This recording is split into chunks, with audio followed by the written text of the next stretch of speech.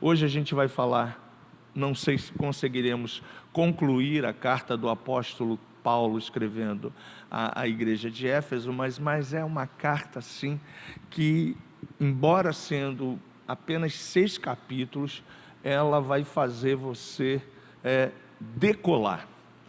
Ela é muito importante. A carta de Gálatas, ela é importante para a sua liberdade em Cristo, né? Você entendeu isso? A carta de Romanos, para você saber que o pecado e a obra consumada da cruz foi toda cravada em Cristo, o pecado não te domina mais. Mas a carta de Efésios, ela vai te conduzir a dar um salto maior no teu crescimento, no teu desenvolvimento, né? Na tua amplitude daquilo que você é de fato em Cristo Jesus.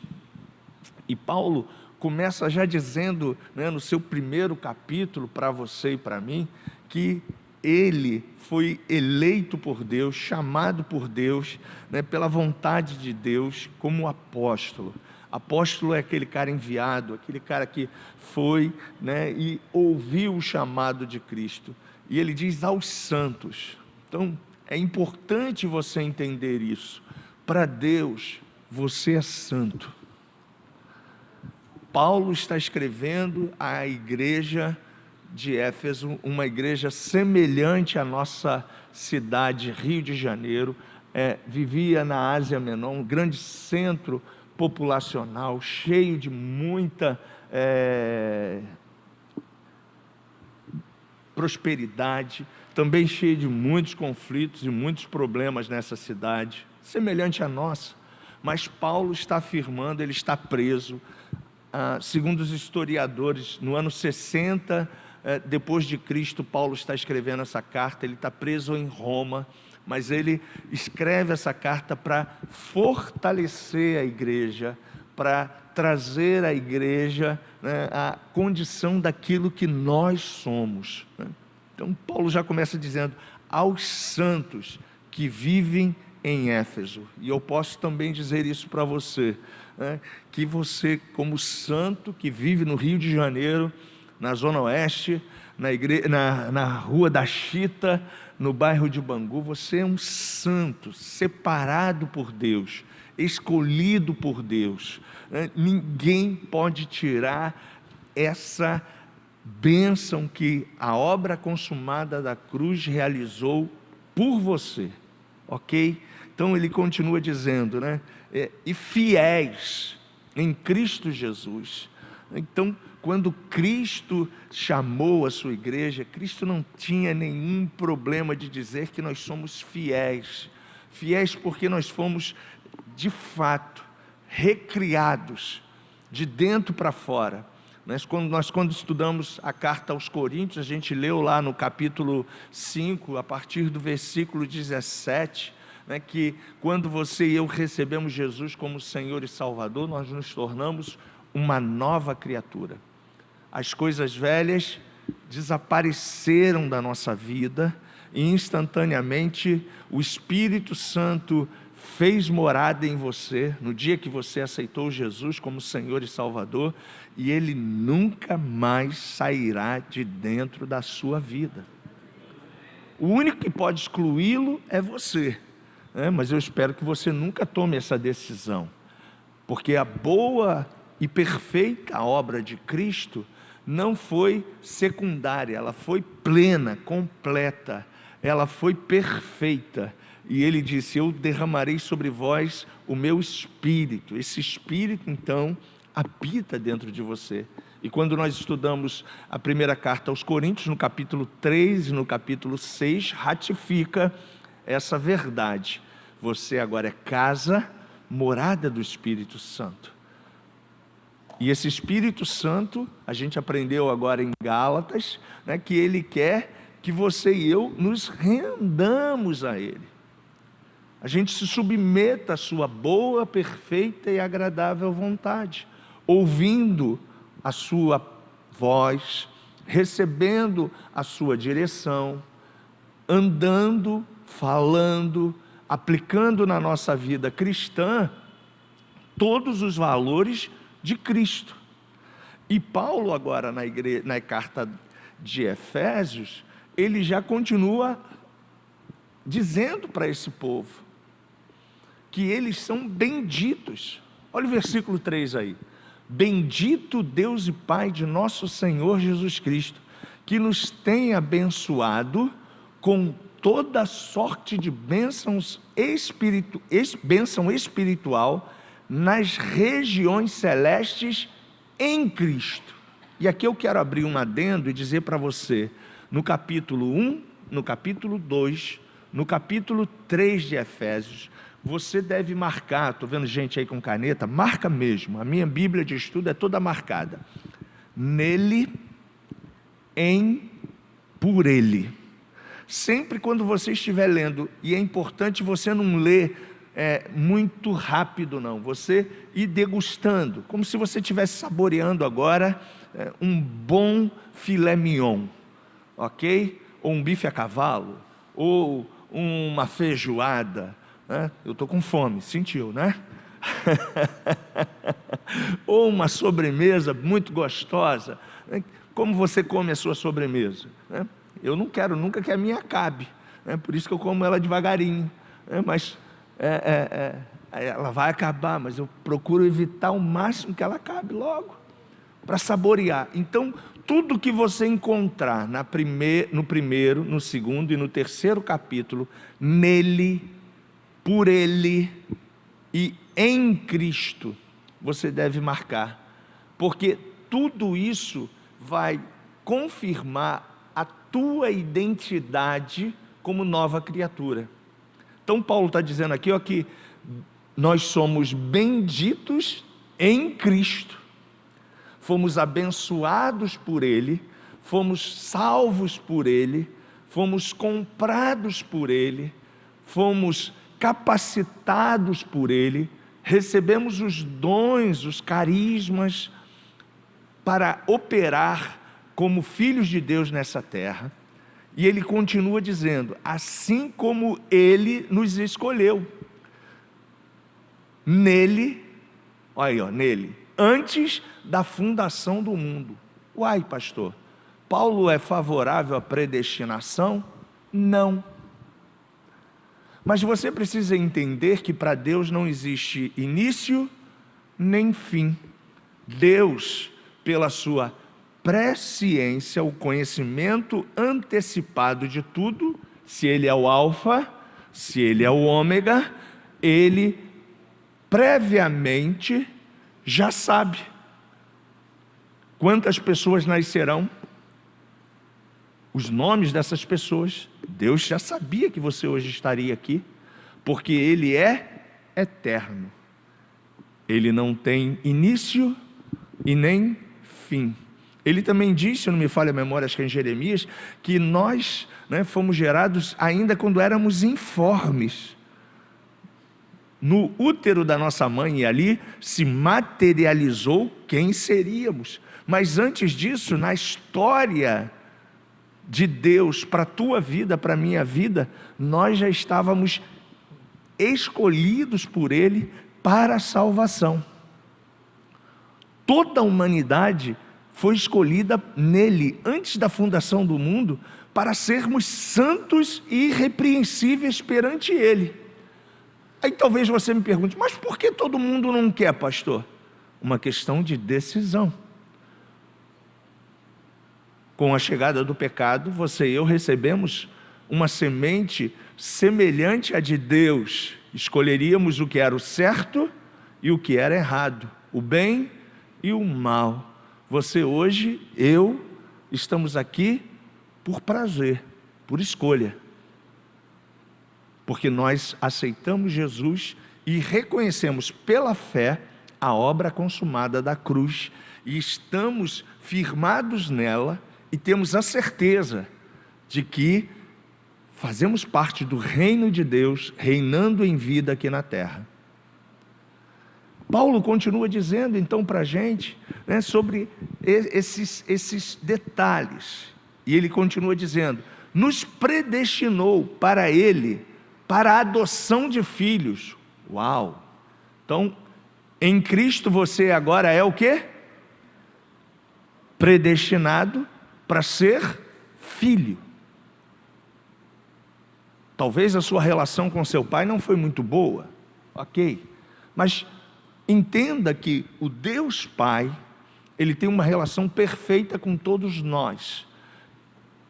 Mas vamos partir do princípio que todos nós tivemos uma relação maravilhosa com os nossos pais. Como você chega para o seu pai? Como você pede uma coisa para o seu pai? Como você se identifica com o seu pai? Quase sempre os filhos querem ser parecidos com o pai e as filhas com a mãe. Já reparou isso? Olha para o seu filho, se você tem filho já. Como ele de vez em quando não quer fazer aquilo que você faz. Lá em casa, às vezes, eu me pego fazendo coisas que meu pai fazia. E eu falo para minha mulher, caramba, meu pai fazia isso aqui. Meu pai botava a mão no rosto assim. Minha mãe, quando não estava satisfeita, ela mexia com os lábios assim, ó. E eu de vez em quando faço isso lá em casa, e minha mulher fala assim, caramba, tá igualzinho sua mãe. Como nós vamos absorvendo características daqueles que a gente convive mais próximo.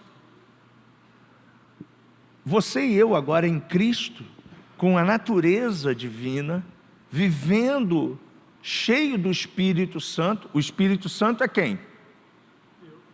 Quem é o Espírito Santo, gente?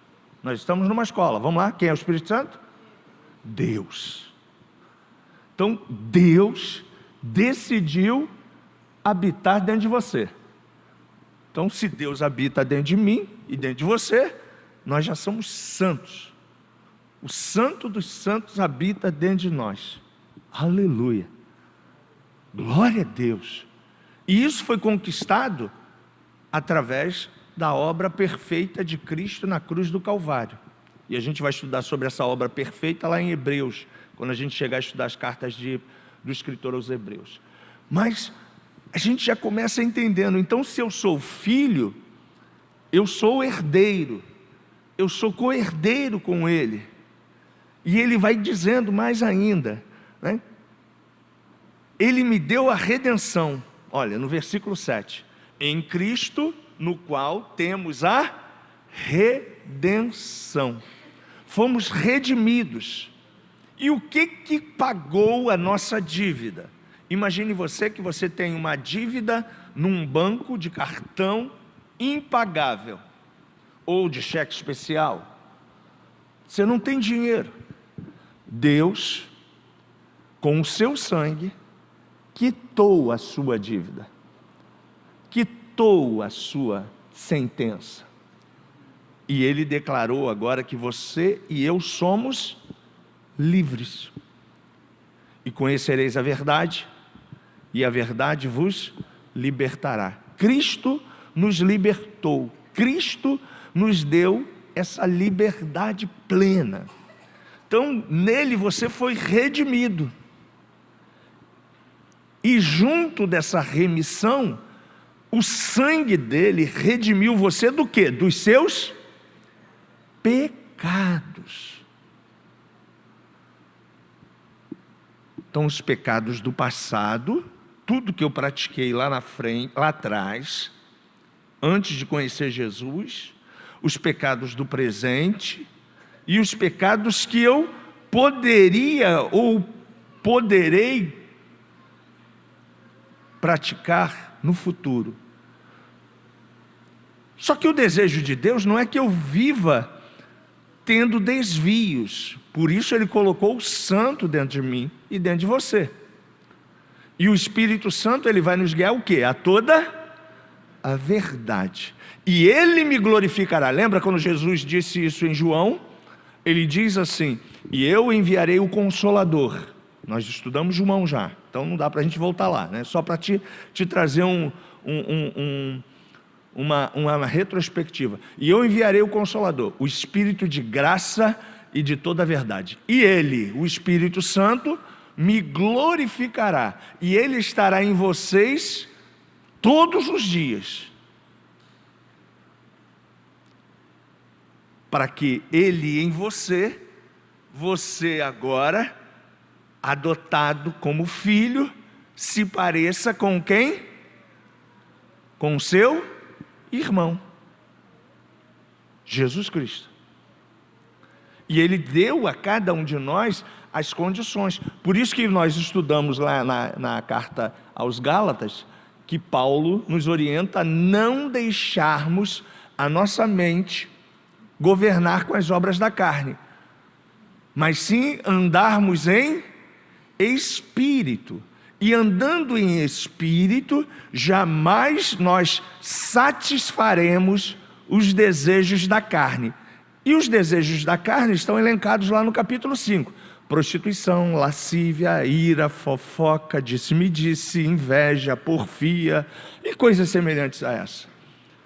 Mas se nós andarmos no espírito, nós seremos semelhantes ao nosso irmão e viveremos em amor, que é o ápice da caminhada cristã.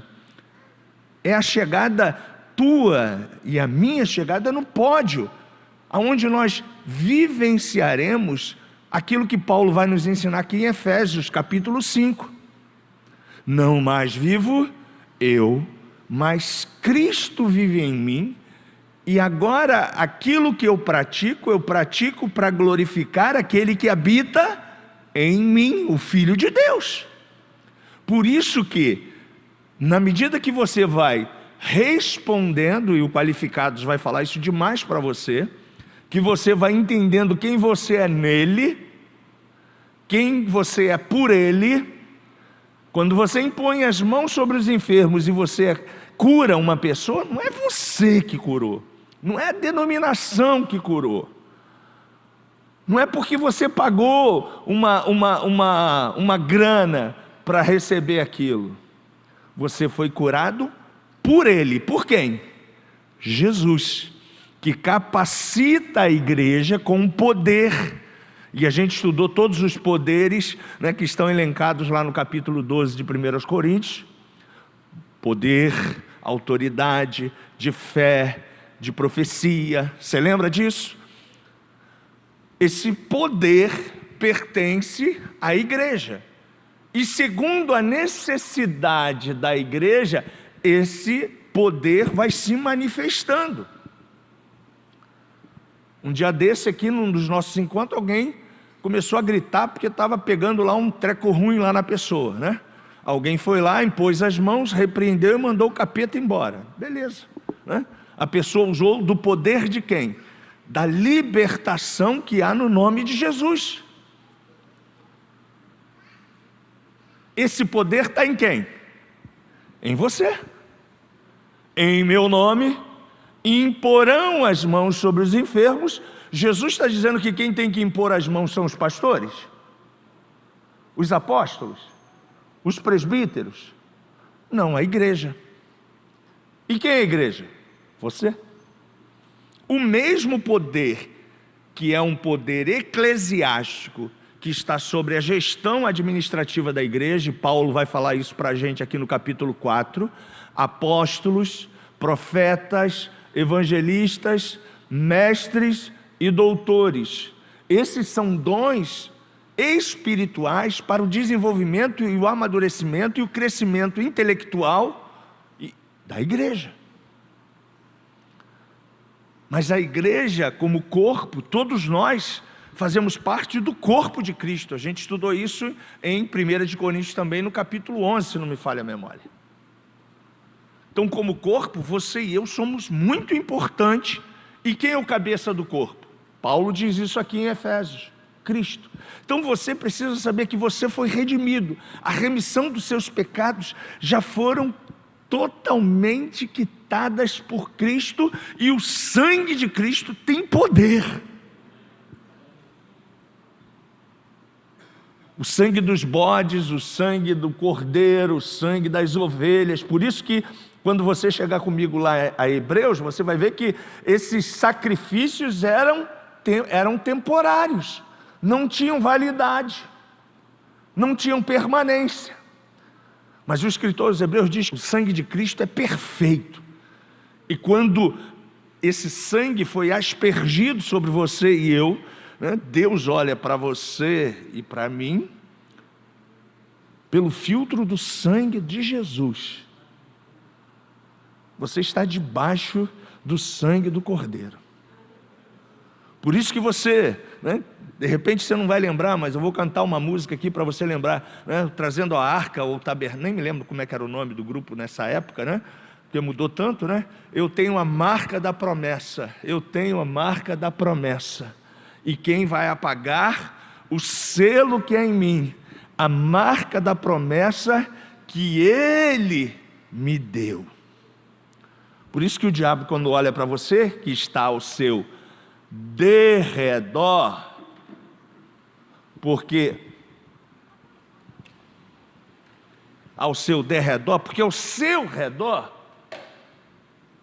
está Jesus. E ninguém pode tocar em você.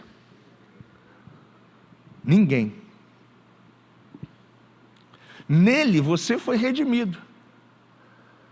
E ele continua dizendo, então, tudo que você achar aqui, versículo 11, eu só vou dar algumas dicas para a gente poder andar, senão eu vou ficar só no capítulo 1 e a gente vai ter que encerrar. No 11 ele diz assim, nele digo, no qual fomos também feitos herança, predestinados segundo o propósito daquele que faz todas as coisas conforme o conselho da sua vontade, a fim de sermos nele louvor da sua glória. Nós que de antemão esperamos em Cristo, em quem também vós, depois que ouviste a palavra da verdade, o evangelho da vossa vocação, tendo nele crido, fostes selado. Olha aí, esse selo aqui, eu já disse isso numa pregação para você. Toda família tinha um brasão, um anel, e aí quando ela chegava uma mercadoria, hoje você recebe por Sedex, hoje você recebe a mercadoria na sua casa, mas antigamente você ia buscar essa mercadoria no porto, que chegava nos navios, e quando era uma mercadoria, uma caixa que pertencia à tua família, você marcava ela com um anel do teu brasão, selo. E aí quando mostravam aquela caixa, aquele utensílio que estava marcado com o seu brasão, ninguém poderia mexer, porque aquela encomenda pertence a você.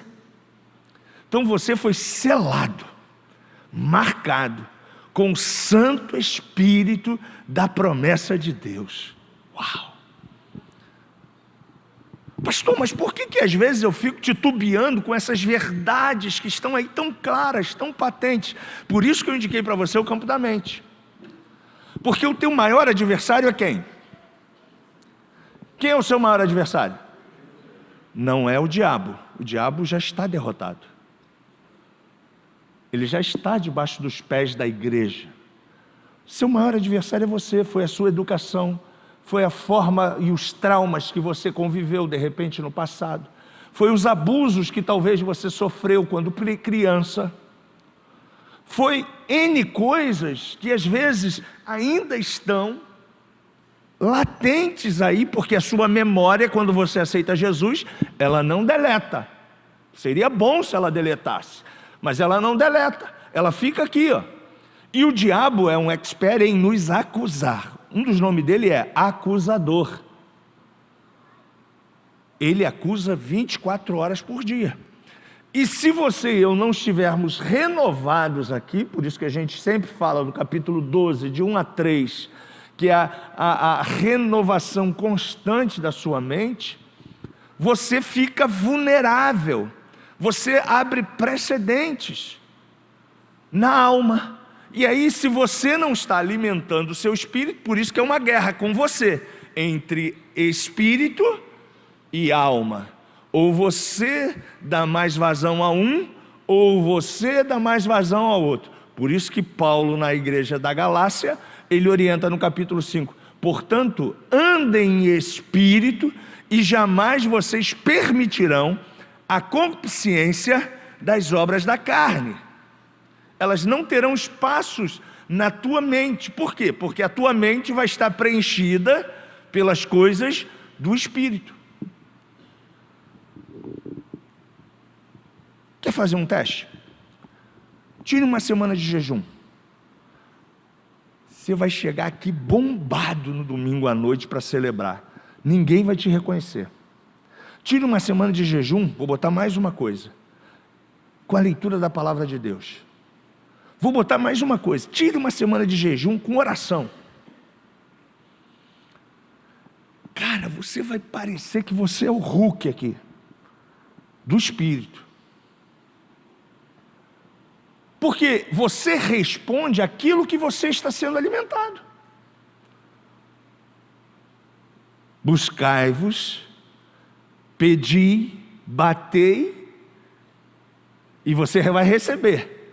Só que a gente busca e tem hoje uma ânsia de ter mais o quê? O que é espiritual ou o que é humano? O que é humano. E aí, por querer o que é humano, a gente é tendencioso a caminhar pela ótica humana, buscando os valores de um reino que não é mais nosso. E aí é óbvio, cara, se você tem um rei aqui e um rei aqui, se você cede para um ou para outro, você poderá ficar vulnerável. Por isso que Paulo diz que a nossa briga é com a gente mesmo.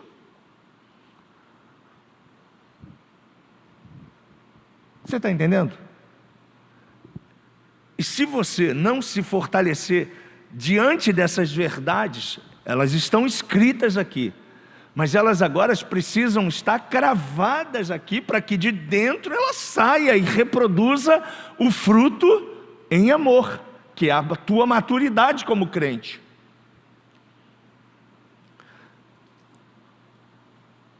Então, minha gente, no capítulo 1, a gente vai parar aqui, né, para você em casa, ó. Nele, ele, nele, em, por ele.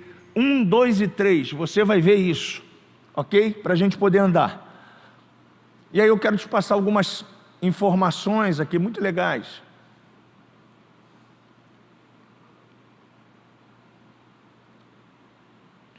Efésios, Filipenses, Colossenses e Filemão são denominadas epístola da prisão. Como eu disse para você, Paulo estava em Roma.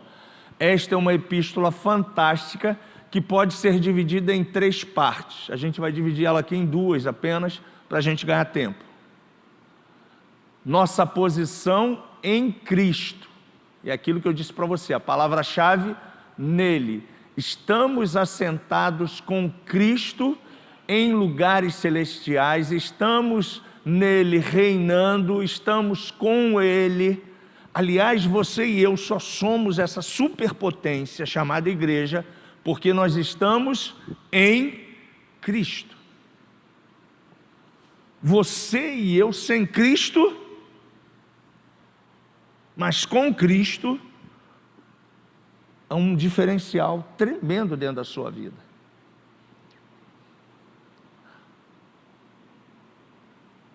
Aqui a gente vai entender um pouquinho mais que depois que você está nele, depois que você vive por ele, ele habita em você, e a gente vai estudar ali no capítulo 4 em diante, você vai perceber que você começa a reproduzir.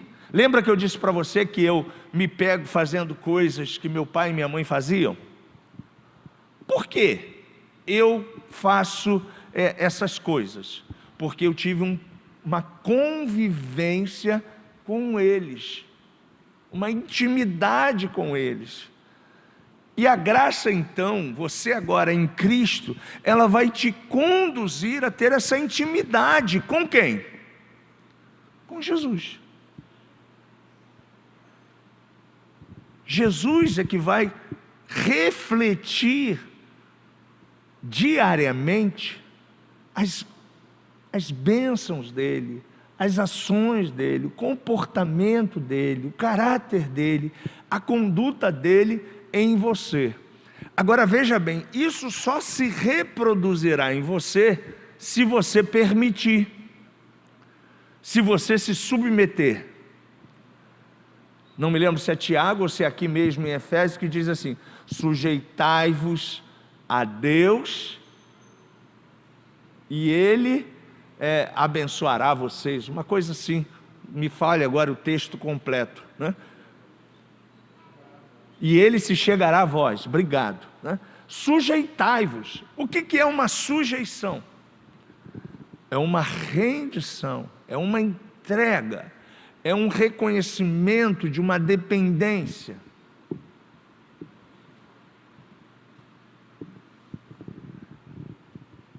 E Paulo está dizendo isso para esses crentes: olha, nele você já tem tudo. A promessa da vida eterna, a promessa da redenção. Você já foi salvo. A salvação pertence a você. Nele você está unido para viver em plenitude de vida. Você agora não é mais gentio, você agora não é mais um sem pátria, você agora pertence ao reino de Deus.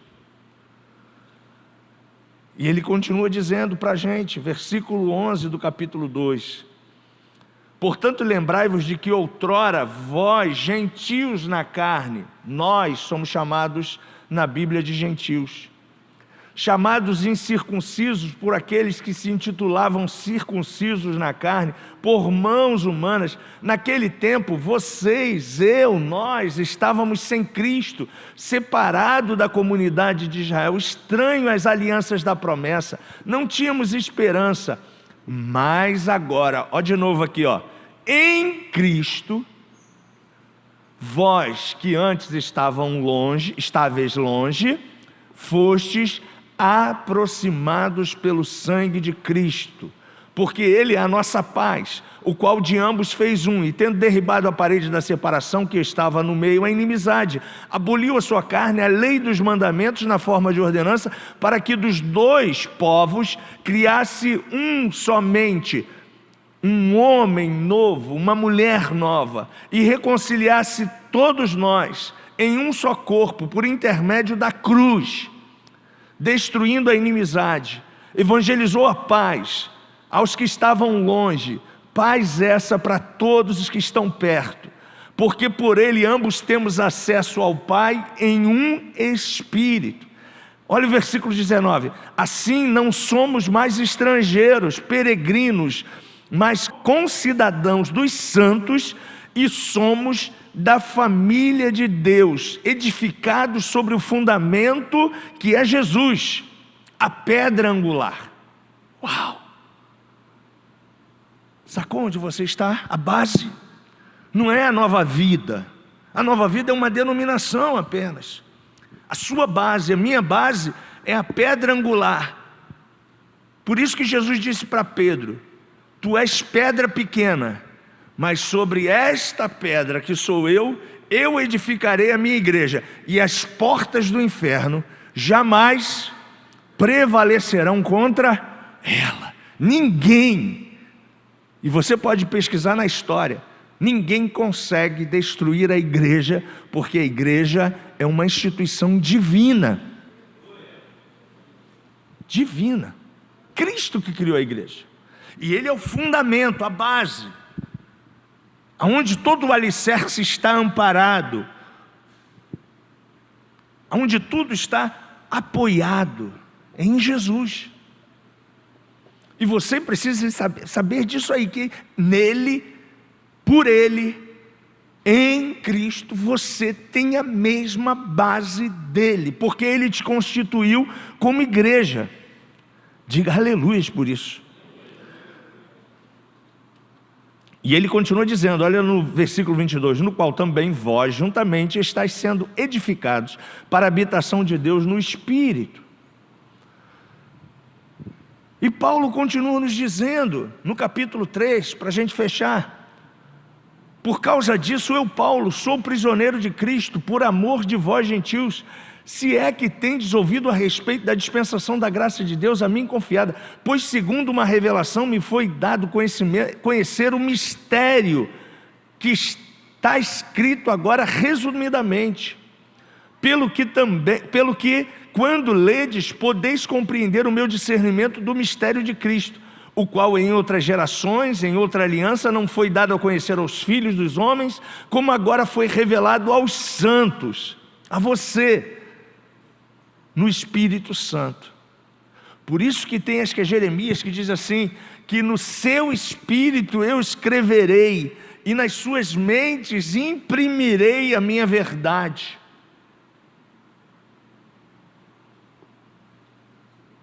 Você tem a revelação plena como igreja dentro de você.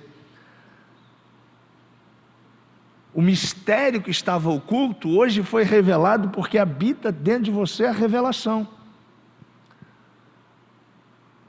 E se você estiver sem sabedoria, a Bíblia diz: e aquele que não tem a sabedoria para entender, peça a Deus que a todos dá, e não deixa de instruir os seus filhos. Então é importante você estar buscando isso, e Paulo está dizendo isso para a gente. E ele diz mais, olha, versículo 6, isso é muito importante: saber que os gentios são co-herdeiros, membros do mesmo corpo e coparticipantes das promessas em Cristo por meio do Evangelho. O que é Evangelho? Você já sabe. Romanos capítulo 1, versículo de 13 em diante. O Evangelho é o poder de Deus para a transformação de todo aquele que nele crê. São as boas novas que você e eu ouvimos pela fé, e recebemos essa boa notícia e aceitamos pela fé, e o Espírito Santo que agora habita dentro de você, te convenceu do pecado, da justiça e do juízo. E a partir do dia que você aceitou Jesus como seu Senhor e Salvador, seus olhos abriram, você começou a ter prazer por estar neste lugar, por buscar conhecimento na palavra de Deus, por ter prazer em orar, e sua vida foi se intensificando e continua sendo intensa em estar mais parecido com o seu irmão mais velho. A saber que os gentios são co-herdeiros, membros do mesmo corpo e coparticipantes da promessa em Cristo. Ou seja, tudo quanto Cristo prometeu, agora, por direito, é teu. Em uma das vigílias, a gente cantava, acho que era uma canção que dizia assim: tudo que Jesus conquistou na cruz é direito nosso, é nossa herança. Todas as bênçãos de Deus para nós, tomamos posse. Toda a vida, todo o poder, tudo que Deus tem para dar, abrimos nossas vidas para receber. Nada mais nos impedirá de receber esse poder, essa promessa. Mas volto a dizer para você: quem impede você de ser o verdadeiro ser que você já é? E aqui eu quero fechar. O maior impedimento que você e eu enfrentamos são os nossos conceitos, são os nossos valores, são os nossos achismos, é a nossa condição mental, que às vezes a gente mesmo como crente não se sente digno. A gente ouviu aqui o Fabinho pregando no domingo passado, que ele foi também, e eu fui também, de um segmento, que quando vinha a ceia eu falava assim: não, pelo amor de Deus, não, passa aqui não posso comer da ceia não. Olha que loucura, porque nós fomos ensinados de uma forma errada. Agora olha só você, se eu não como, eu estou dizendo que eu não tenho o quê? Comunhão. Eu estou ratificando a acusação do acusador na minha vida, dizendo: realmente eu não tenho comunhão com isso aqui não. Realmente aquilo que ele está martelando na minha mente, que Cristo já me absolveu no passado, no presente e as coisas do futuro, eu continuo me escravizando como um livre. Olha só você, que loucura! A igreja ainda, muitos de nós somos escravos sendo livres. E nessa noite o Espírito Santo diz para você: se liberte. Eu já te absolvi. Toda a tua sentença do passado, eu nem me lembro mais. E é do presente, Senhor? Também não vou me lembrar mais. E é do futuro? Também não vou me lembrar mais. Agora, pastor, então beleza, a graça então me habilita a pecar? De maneira alguma. Eu não estou falando de momento algum que você tem liberdade na graça para pecar. Pelo contrário, o amor de Cristo nos constrange de tal maneira que a gente tem o maior prazer, com temor e tremor, de não fazer nada, nenhuma obra da carne, nenhuma atitude mundana, porque dentro de nós habita o Santo dos Santos. E a Bíblia diz que Ele tem ciúme de nós. E o seu ciúme é um ciúme de zelo, de cuidado. E se o ser que habita dentro de mim, que é santo, me transformou num santo, e eu sou santo, a imagem e a semelhança desse santo, eu não quero de forma alguma, e não farei isso, machucar o amor que Ele tem por mim com as minhas ações erradas. Que você pense nisso. Se você se escravizava, se você se sentenciava, lembre-se, há mais de 2000 anos atrás, alguém declarou que você é livre. E conhecereis a verdade, e a verdade vos libertará. Viva então, cheio dessa liberdade. Amém? Quando alguém, porventura, tentar manipular a sua mente, o que você vai falar para ele?